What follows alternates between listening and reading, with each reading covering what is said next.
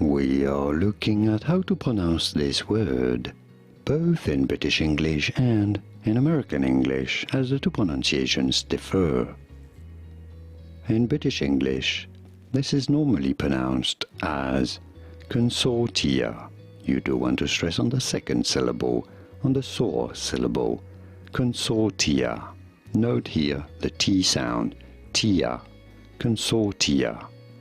In American English, however, this is normally said as Consortia. Stress on the second syllable as well, but a sh sound, Consortia. Consortia in American English versus Consortia in British English. Did you get it? Could you hear the difference? I'm sure you did. Was this any helpful? Let me know in the comments. Here are more videos on how to pronounce more words in English whose pronunciations aren't exactly always obvious. I'll see you there to learn more.